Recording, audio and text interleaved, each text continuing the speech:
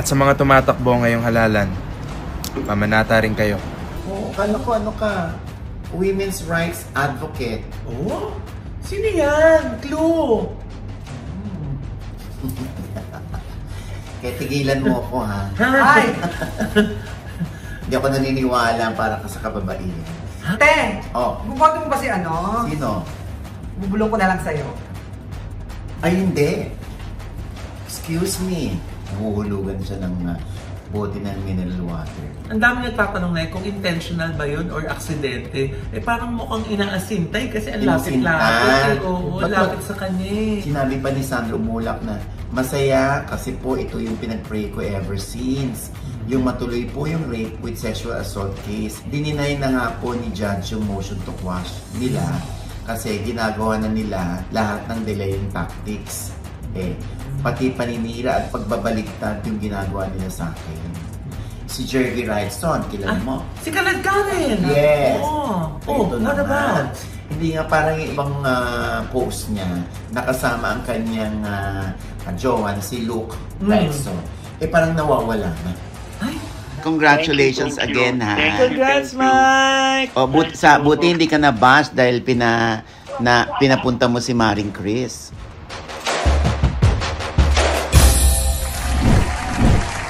Pwede ka na, Lord. Hello mga ka-update! Ito po ang inyong mga lingkod. Ito ba si Mama Loy? Ito po si Tita Jess! Ano naman po si Papa O sa OGBS Show. Ano pa nga ba ang lagi inyong inihirit song? Ay! I-checka mo na! Dali! Welcome back muna natin, Nay! Kaya nga ito nga yung pagbati. Dahil nagbabalik po ang Marimar ng Showbiz Ate. Ang Maris! Maris. Ha? Ba't Maris? Maris ka ba? Maris. Inaris yung ano eh. May minaris! May inaris. Oo nga, may tinanggal sa ano eh, sa bandang ano eh, puson eh. Yes! Ayan. Parang nilagay sa dibdib eh. Parang yung dibdib mo. Tumigas! Ito nilagay sa tumigas. Yun nga po, so nagpa-keps nga itong si Jess. Yes. Pero hindi nagtagumpay dahil inaas ang hiwa. Dito na ang hiwa niya. Dahil yung lola mo ay tinubuan ng gallstone. Ayun. Kaya tinanggalan po siya ng gallstones. Kaya ilang araw niya siyang hindi na-miss. Yes. Uy, ang dami na mo naghanap. Marami naghanap pero naaliw pa rin sila kay Joseph. Parang wala rin naman daw. Hindi naman nila naramdaman na walang kakulangan. Ingat ka na, Jex, ha? Yes! Mamaya ka nang pasalamat kung sino yung mga tumulong Yes. sa'yo. Yes! Ha? Nakakaloka. Yes. Noong February 25, naalala mo ba, Lloyd? Yes! 39 EDSA anniversary. Grabe, no? Ang bilis, no? 11 years old ako noon. Oo. Kasama ko ni Mami. Karay-karay niya kami ng kapatid ko noon ay tsaka ng mga tito ko at tita ko na pumunta ng EDSA. Kaya nakita ko yun first hand. Bakla ka na ba? Oo naman! Yung EDSA talaga, may kasalanan. Ha? Sinisi! Hindi, nakakatuwa lang dahil marami pa rin mga artista, no? Ang naniniwala sa diwa ng EDSA. Katulad na lamang si Dingdong, di ba? Talagang sa kanyang family feud ay ginunita niya ang 39th anniversary ng EDSA. Yes! Ano nga sinabi niya? Ngayon po ay February 25. At ngayong araw po na ito, ginugunitan natin ang 39th anniversary ng EDSA People Power Revolution. Alam niyo, lagi po nating tandaan na ang tunay na kapangyarihan ay siyempre nasa taong bayan. Basta't sama-sama at may pagkakaisa, mananatili tayong malaya. Diba? Bukod dyan, meron pa rin si Elijah Canlas. Ay! Oo. Sabi. Ito. I, Elijah Canlas, do solemnly swear that I will faithfully and conscientiously fulfill my duty as a citizen of the Philippines to serve and defend its fundamental law, do justice to every person, and consecrate myself to the service of the nation. So help me God. At sa mga tumatakbo ngayong halalan, mamanata rin kayo. Ang ending ay, sa mga tumatakbo, gawin nyo rin ito. Yes. Oo, Diyos ko, hindi na kayang gawin ng iba yan. Yung iba nga tumatakbo senador, hindi naman nila alam kung ano yung preamble. Oo nga. Ano nga ba yung preamble? Preamble. Ano ba naman constitution yan, di ba? Sa constitution. Yes. Yan yung umpisang-umpisa. Yung umpisa. Oo. Parang yung forward ng Constitution. Oo. So ano nga, ate? Ba't tumatakbo ba ako? Dapat lahat ng tumatakbo, alam niya, kabisado yan. Para yan ang magpapaalala sa kanila. Yung first part we the sovereign Filipino people imploring the aid of Almighty God. Parang yun yung first sentence. Pero nakaganon ka ba? Kasi naalala ko pero andito pala yung brain. Pero naalala ko niyan si Vice Ganda. Memorize yan. Kasi political science si Vice Dire-diretso niyang yan, kabisado. Kaya yung mga senador, tingnan nga natin, alam niyo ba yan? Yung mga tumatakbong senador, kung kabisado niyo pa ba yan? Lalo na yan sa mga baguhan. Sino naman yan? Hindi pinaparinggan mo. Ay, kung sino yung aaray? Oo, hindi ba? Pero napag-aralan naman natin yan nung tayo nasa elementarya at saka high school. Maganda rin tayo na balikan, di ba? Pag mga ganyang pagkakataon na, ano na nga ba yung preamble, di ba? Kahit na hindi ka tumatakbo. Bilang Pilipino, di ba? Maganda po na balik-tanawin din natin. Oo, syempre dapat alam mo, yung preamble niyan dapat yung may kababaan ng loob. Humble yun! Humble! Preamble yung yung kulay pink na puro yellow. Scramble yan. Saan ba yun? Preamble, board game. Scramble yun. Ano ba yan? Check. Buti na lang hindi tayo tumatak. Anyway, ayan. Sana ay gunitain din ng mga tumatakbo yan. Kahit huwag na yung EDSA, kundi yung kanilang sinumpaang gagawin o magiging tungkulin kapag sila'y nahalal, no? Dahil maraming talagang, Diyos ko, ang daming nagsasabi na ang dami na raw payaso sa Senado. Nawawala na yung the likes of Raul Manglapus, Jovito Salonga, Rene Sagisag, Rene Cayetano, Miriam Defensor Santiago. Diba? Kaya ang lagi itinuturo na nasa Senado ngayon na nag-iisang babaeng matapang ay si Lisa Ontiveros. Oo. Meron naman isang tumatakbong senador din na tapang-tapangan na feminista. Hindi naman ako naniniwalang feminista siya. Sino siya? Yung tumatakbo. Sa Senado. Parang hindi ko naman feminista Nagsasalita nga yung dating Pangulo, wala pa sinasabi. Matahimik. Ano ka? Women's rights advocate. Sino yan? Clue!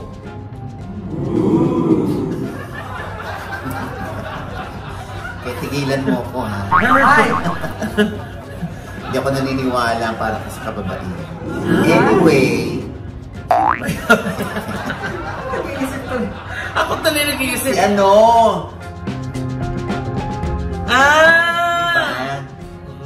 Ay, nako. Anyway. Ay, nako. Ito na nga, Loy. Aga-aga, bulong. At hindi lang tayo sa mga tatakbo, sa ating pong lahat ng mga Pilipino, di ba? Huwag po natin sayangin yung pinaglaban natin na kalayaan. Hindi lang sa EDSA, sa maraming mga digmaan in the past, di ba? Oo, kasi yung kalayaan tinatamasa po natin ngayon, produkto ng napakaraming taon, daang taong pinaglaban natin ng mga ninuno natin para makamta natin kung nasan tayo ngayon. Kaya huwag naman natin sayo. Sa katandaan ninyo, ha? Yung mga may kaya na sa buhay, kahit sino pang umupo, may kaya yan sa buhay. Yung mga kapuspalad nating kababayan, umaasa na kapag ibinoto nila itong dahil napaniwala sila, dahil nauto sila, tandaan niya pag nakaupo yan, masakit pa rin isipin na natapos na yung termino nila. Bakit parang hirap pa rin ako sa buhay, hikahus pa rin ako. Siyempre, dahil dyan, tinatanong ako, sino may boboto mo, senador? Eto, hindi ako magbabanggit ng 12. Hindi ako magbabanggit. Kahit man pala, wala kang papakitin. Hindi. Diba? Basta yung yung ilan sa kanila, yung iba kasi, understood na. si Bang Aquino, Yes! si Kiko Pangilinan, Yes! si Heidi Mendoza, Yan. ang dating COA o COA Commissioner. Yan. Yan matitino yan. Ako na nagsasabi sa iyo. Matitino yung tatlo na yan. Ikaw din ba, Jex? Yes, silang tatlong buboto po. O ano? Yes! Dadagdag ko si, Sir Luke Espiritu. Si Luke Espiritu. Oo. Palaban din yan eh. Yes! Para naman ay, di ba? O, kita mo, si Miss Risa Ontiveros, di ba?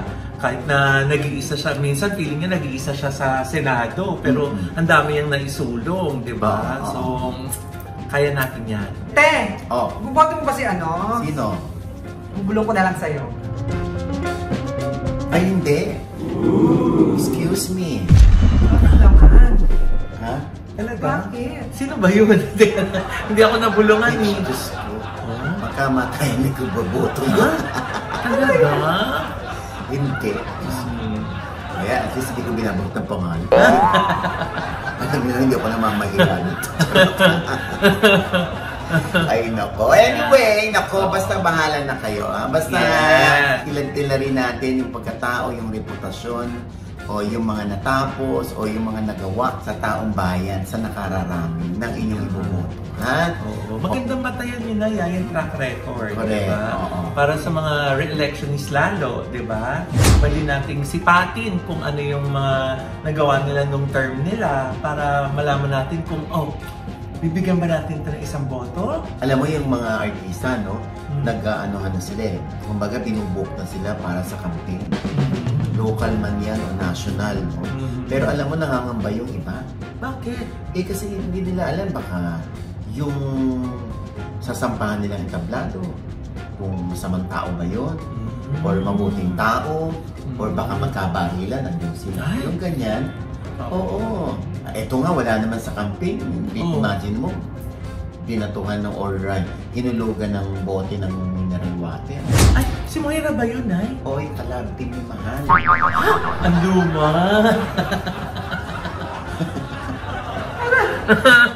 Mura yun! Ang si Moira, ayan, nakakaloka. Imagine niyo, kumakanta yung tao, tapos bigla siyang gaganunin, huhulugan siya ng bote ng mineral water. Ang dami nagtatanong na kung intentional ba yun or aksidente. Parang mukhang inaasintay kasi ang lapit-lapit. Oo, lapit sa kanya eh. Oo, parang tanga naman yun na bakit mo. Tsaka gitnang-gitna siya, wala naman siya sa ilalim, wala naman siya sa gilid. At saka kung nasa mall ka, paano naging aksidente nga yun ang nahulog sa gitna? Oo nga, no? Oo, ganyan naman. Oo, siyempre nagpe-perform, nagpapasaya sa inyo yung tao, tapos huhulugan nyo ng bote, diba? Pangit yun, kaya nga yung iba natatakot na eh. Gusto nila, pagkanta nila, naka-bulletproof sila. Ay, totoo. Oo, ha? Kaya next time, ha? Huwag na yung mga ganyan. At saka naman po yung mga fans, huwag naman pong gano'n. Oo, ha? Baka kung yun nga lang heckling, yung pag sigaw-sigaw na hindi maganda, mali na. Yung pananakit, mas lalong mali po yun. Oh, don't be rude. Yes. Oo. Paano kung halimbawa may ibang taong tinamaan? Diba? Ganun din. Ibang tao man yan o si Moira, tinamaan pa din. Kaya na wala nang ginagawang masama sa inyo. Baka hindi naman sinasadya yun. Yung paghulog ng bote. Oo. Tingin mo? Oo. Bakit? Nakatulog. Habang bit-bit yung bote, nabitawan. Anong koneksyon kung nakatulog? Di ba, te? Yung mga kanta ni Moira, nakakaantok. Alam mo, witty ka din. In fairness. Gusto mo sikmuraan. Ay! Ano? Baka panangga. Anong panangga? Ang laki ng Tahitian dito. Yes. Meron siyang caps dito. Ay! Mahal. Kaya ito yung inano niya sa inidoro. Ay! Hindi mo daw kasi in-specify kay Doc kung saan ang position. Nagulat na lang ako. Ay! Anyway, eto naman, parang surprise ang publiko. Dahil first public appearance niya. Pagkatapos ng ilang taon, 4? Almost 4. Almost 4 years. Tingnan mo naman, no?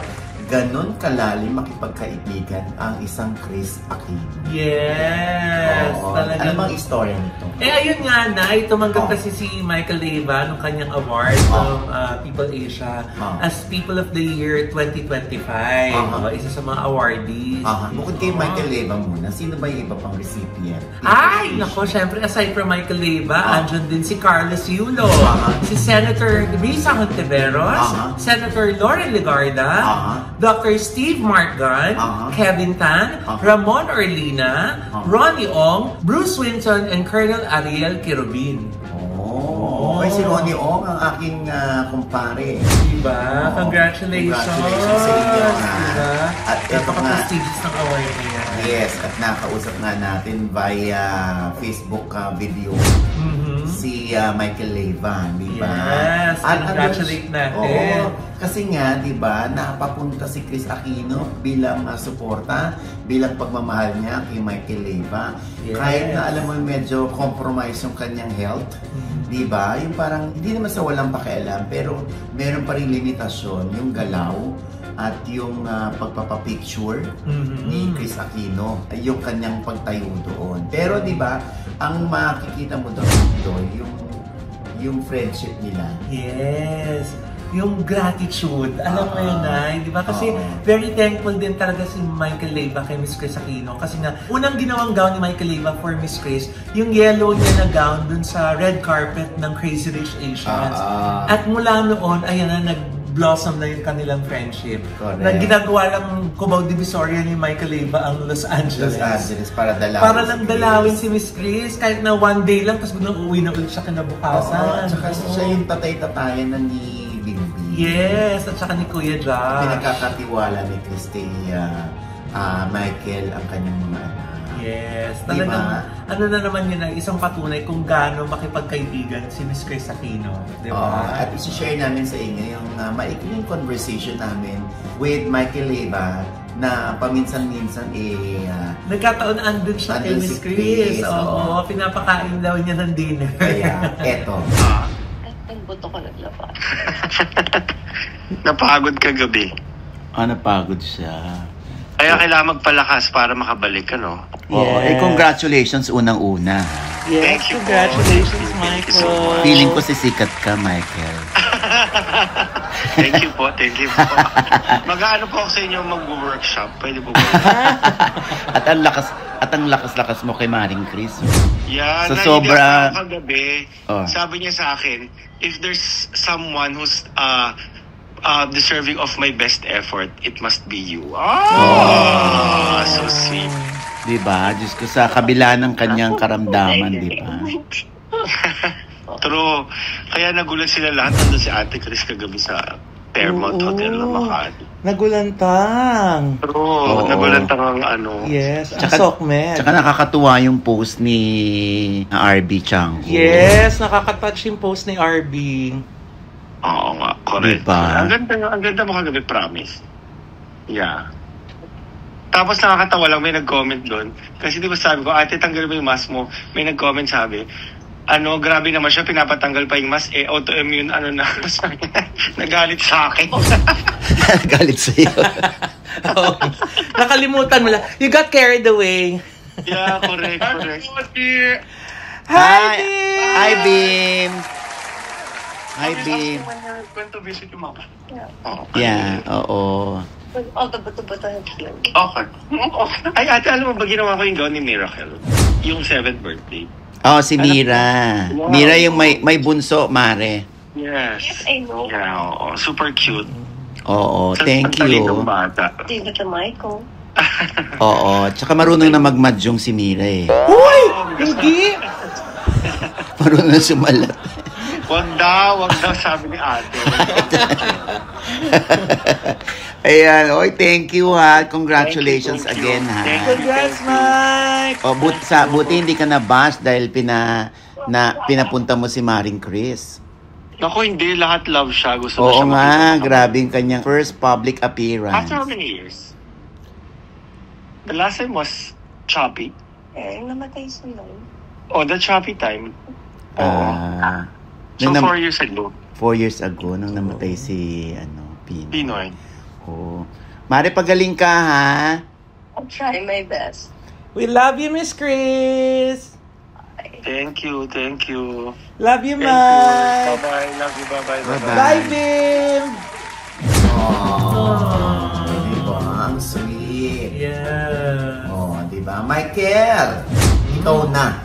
Yeah. Diba? Congratulations. We are so proud of you.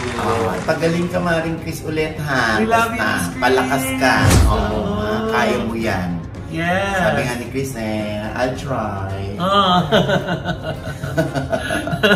We love you, Maring Chris, and Michael Leva, and Bimbi. Yes, Bim.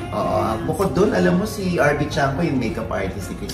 Sobrang na-touch ako talaga. Di ba kaya nung pagdating ko kanina, sinabi ko sa'yo talaga agad. Sabi ko, sobrang na-touch ako. Teary-eyed ako dun sa message ni RB Chanco. Ano man sinabi ni RB? Eto nga na nasa sulat. Basa.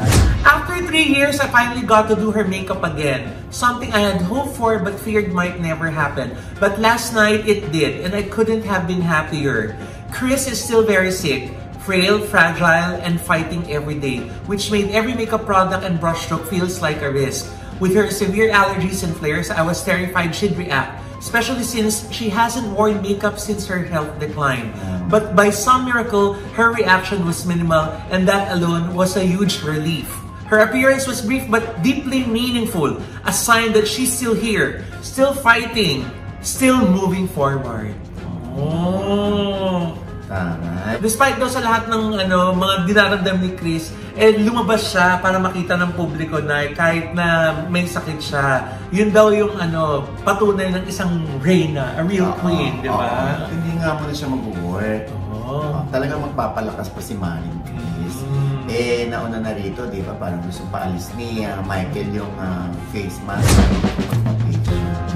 Diba, nag-break off si Chris kasi nga pagagalitan siya ng doktor. Alam ko may kasama siya medical team din ng gabi na yun. Anyway, get well soon, Chris, at congratulations again, Michael. Yay! At sa lahat ng iba pang mga recipients ng People of the Year 2025. Ayun, dahil dyan, masaya rin itong si Sandro Mulak. Dahil siya ng award? Hindi. Parang siguro sa kanya award yun na dininay ng Pasay RTC 114 yung motion to quash na inihain ng mga akusadong sina Richard Dode at Jojo Nones. Kung natatandaan niyo pa ba yun? Kasi nga nauna na rito, yung dalawang acts of lasciviousness ay na-dismiss ng korte. Pero dito, medyo mabigat ito at dininay ang motion to quash. Ibig sabihin, dire-diretso lang ang arraignment. Hindi pwedeng pigilan yung arraignment nito, no? Ano ba yung motion to quash?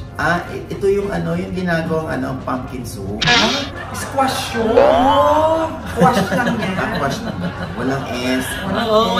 Quash yung lagi hiningi ni Jek sa mga tao. G-quash yun G-quash? Kumuti akong di nadidigay sa G-quash. Ito na. A motion to quash is a formal request to a court to invalidate a previous decision or proceeding. It can be used to challenge the validity of a subpoena, arrest warrant, or legal complaint. So kung magagrant yung motion to quash, parang na-dismiss na din. Parang gano'n din yun. Parang humihina na yung kaso. Ito nakalagay kay Jemuel Salter. Yung dalawa akusado raw are facing a rape through sexual assault case filed by the Department of Justice and actor Sandro Mulak. Sinabi pa ni Sandro Mulak, masaya kasi po ito yung pinag-pray ko ever since. Yung matuloy po yung rape with sexual assault case. Dininay na nga po ni Judge yung motion to quash nila kasi ginagawa na nila lahat ng delaying tactics. Pati paninira at pagbabaligtad yung ginagawa nila sa akin. Ipaglalaban ko to hanggang huli. Naghintay po ako ng 8 months and finally, natuloy na po yung arraignment and pre-trial. Nandito naman po ang mga parents ko at si Lord para i-guide ako hanggang huli. At sinabi nga ni Nino Mulak, we're here to support Sandro all the way. At sinabi pa ni Nino na I'm very satisfied with what's happening. Na-dismiss yung dalawang kaso ng acts of lasciviousness. Pero at least itong rape with sexual assault, yun ang natuloy.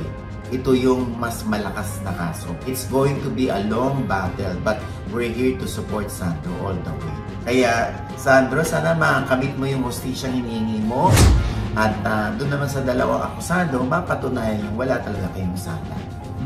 Kung totoo mang wala kayong sala. Okay? At syempre, Lloyd, meron pa tayong chika. Ay, ano ba? Kasi nga, ito si Jervy Wrightson. Kilala mo? Si Kaladkarin! Yes! What about? Hindi nga parang ibang post niya, nakasama ang kanyang jowa na si Luke Wrightson. Parang nawawala na. Ay, talaga ba? Parang sila ko kanina na, meron pa rin sila mga picture together. Oo nga, ayan o yung mga pictures nila together. Baka naman nagbabawas lang talaga ng post itong si Jervy o Kaladkarin. Pero hintayin natin ang kanyang panig tungkol dito. Kasi nabalita na, nachismisa sila na mas maganda nga na makita silang magkasama para hindi na magduda yung mga tao kung totoo man yung chika na sila ay wala na. Oo, ha? Eto na nga, Loy, no? Nag-effort tayo na kunin ang panig ni Kaladkarin sa isyong ito at habang hinihintay ang kanyang sagot ay tinanong ko rin sa isang common friend namin kung ano ba talaga ang real score kina Jervy at sa Briton nitong jowa na si Luke Wrightson. Ayon dito hindi totoong hiwalay ang dalawa, hindi naman daw perfect ang relasyon ng dalawa tulad sa relasyon ng iba, pero sila pa rin. Ayun naman pala. Si Luke ay nagtatrabaho sa barko at actually, ngayong February 28 ng gabi ang dating ni Luke at magkasama na uli sina Jervy at si Luke. Yung na-on the spot ni Julius Babaw, si Jervy kagabi sa frontline, ay na-shock si Jervy. Kaya hindi ito agad nakasagot. Pero sila pa rin.